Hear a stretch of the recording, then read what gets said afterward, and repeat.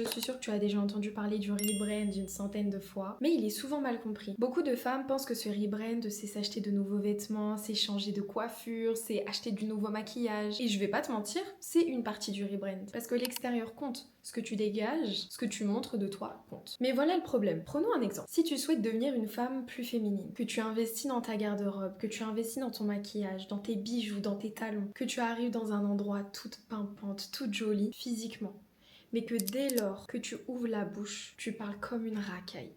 Tu ne sais pas t'exprimer, tu ne connais pas de vocabulaire, tu critiques les gens, tu t'emportes. Tu as fait seulement ton rebrand à 20%. Parce que le vrai rebrand, celui qui dure, celui qui choque les gens qui te connaissent depuis des années, il se passe à l'intérieur. Et l'intérieur va influencer l'extérieur. Mais c'est pas le contraire. C'est dans ta façon de penser, dans ta façon de réagir, dans ta façon de traiter les gens, dans ta façon dont tu te traites toi-même, dont tu acceptes ou non les situations de ta vie. L'extérieur sera uniquement le reflet de tout le travail que tu auras fait à l'intérieur de toi. Parce qu'un jour, ma gauche, je te promets que tu seras fatigué. Un jour, tu auras la flemme. Un jour, il y a une situation qui va vraiment t'agacer. Une trahison, une déception, une incompréhension. Et dans ces moments-là, la vraie toi, elle va réagir. Pas celle que tu montres aux autres que tu es devenue, pas celle que tu penses être, pas celle que tu essayes de prouver aux autres que tu es, mais celle que tu es vraiment au fond de toi. Donc l'objectif n'est pas de croire que tu t'es rebrandé, c'est d'être vraiment rebrandé. La première étape, c'est de reconnaître honnêtement ce qui ne va pas. Et c'est là que ça fait mal, c'est clairement pas la partie la plus glamour du rebrand, mais crois-moi que c'est la partie la plus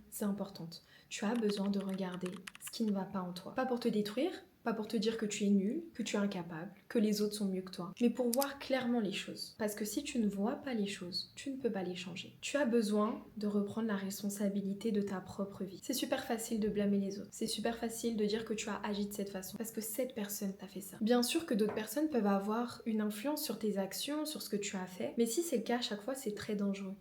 Parce que du coup, même lorsque tu as une mauvaise réaction, à chaque fois, tu vas mettre la faute sur l'autre au lieu de comprendre peut-être qu'il y a un pattern, qu'il y a un schéma répétitif qui se passe, peut-être que c'est une peur qui te fait réagir comme ça, peu importe.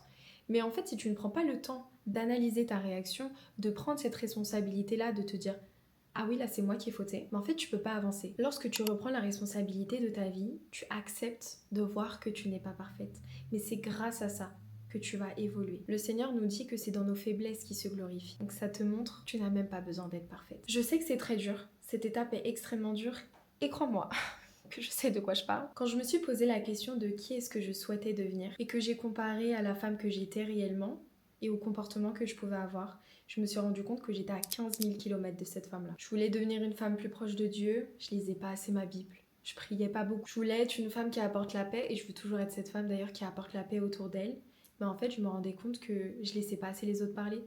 J'étais trop dans la performance, j'avais trop d'attentes envers eux. Je voulais être une femme qui influence positivement les autres, mais en fait je me suis rendu compte que les conseils que je donnais, je les appliquais même pas à ma propre vie. Et cette prise de conscience, ça brise quelque chose à l'intérieur de toi. Mais c'est pas négatif, c'est simplement parce que personne n'aime réaliser que parfois les comportements que tu as peuvent être le problème. Parce que on n'aime pas réaliser que ce sont des schémas qu'on répète qui nous empêchent d'avancer. C'est plus facile de dire que c'est parce qu'on n'est pas dans un meilleur appartement, pas dans une meilleure ville, alors que souvent, c'est pas les circonstances, c'est pas la vie, c'est pas les autres, mais c'est toi. Et tu as besoin de reprendre cette responsabilité pour ta vie, pour pouvoir te rebrand et devenir la femme de tes rêves. Alors voilà les deux questions que j'aimerais te poser maintenant. Tu peux prendre un stylo et un crayon. Qu'est-ce que tu fais actuellement que tu devrais arrêter de faire? Et la deuxième question, c'est qu'est-ce que tu ne fais pas encore que tu devrais commencer à faire? Ces deux questions sont clairement ton point de départ pour ton rebrand. Il faut que tu comprennes une chose aussi, c'est que ton rebrand, tu as le droit de le faire en silence. T'es pas obligé de le prouver aux autres.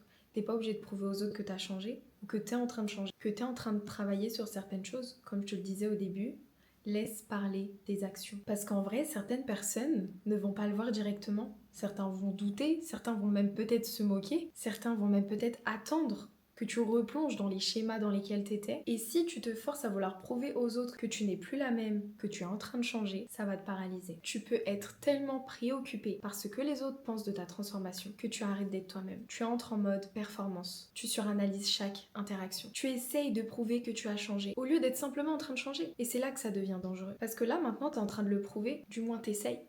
T'es en train de performer. Tu essayes de prouver que t'as changé au lieu d'être réellement en train de le faire. Donc cette énergie que tu gaspilles à vouloir prouver aux autres que tu es une nouvelle femme, c'est du temps et de l'énergie que tu ne passes pas à la devenir vraiment. Tu ne peux pas forcer les gens à avoir ton changement. Ce n'est pas ton rôle. Toi, ton rôle, c'est de te concentrer sur ta vie pour vraiment changer. Et de laisser le temps et tes actions parler pour toi. Ça va être tes actions accumulées semaine après semaine, mois après mois, qui vont parler pour toi. Alors concentre-toi sur Dieu, sur ton évolution.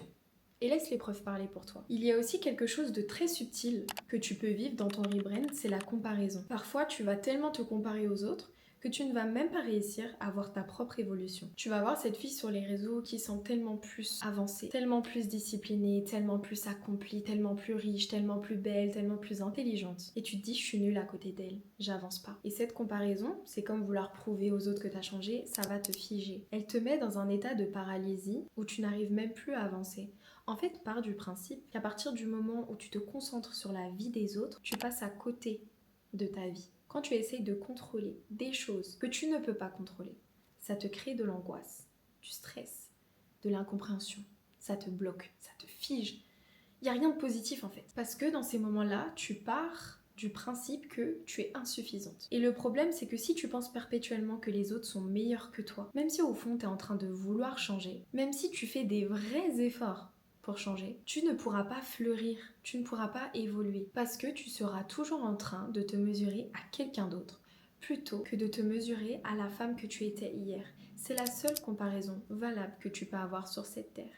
C'est toi d'hier. Le seul miroir valide lorsque tu veux te rebrand, c'est toi. Est-ce que tu es meilleur qu'hier? Est-ce que tu es plus aligné à la femme que tu souhaites devenir? C'est ça la vraie mesure de ton évolution. Détache-toi de l'avis des autres. Pas dans le sens de t'en moquer ou de ne jamais t'en inspirer, mais dans le sens de ne plus laisser leur trajectoire, leur chemin, leur vie définir la valeur de la tienne. Maintenant, je vais te partager une habitude que j'ai maintenant depuis plus d'un mois, un mois et demi. Ça a été clairement le début de ma transformation au niveau de mon mindset, de mon corps, de ma détermination. Rien que ça.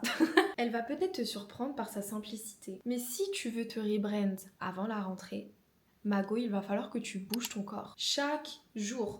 Every day. C'est pas forcément 1 heure de sport intense, mais c'est de la marche, du renforcement musculaire, de la musculation, du foot, du sprint. Peu importe, mais bouge ton corps. Ça peut être de la danse, ça peut être de la gym, peu importe, mais Mago, tous les jours, s'il te plaît, bouge ton corps. Et je vais t'expliquer pourquoi cette habitude va débloquer absolument tout ton rebrand. Parce que déjà, tu vas te sentir tellement mieux mentalement, physiquement, parce que tu vas commencer à avoir des résultats sur ton corps. Et troisièmement, parce que tenir cette habitude de bouger tous les jours, se lever et bouger même quand on n'a pas envie, elle te prouve quelque chose. Elle te prouve que tu es capable de tenir une promesse que tu t'es faite à toi-même, que tu peux aller au bout d'un engagement, que tu as finalement plus de discipline que ce que tu pouvais penser. Et cette preuve, elle crée un shift complet dans ton mindset. Un shift où tu te dis, si je suis capable de faire ça, je peux réussir à faire autre chose aussi. Je peux réussir ce projet.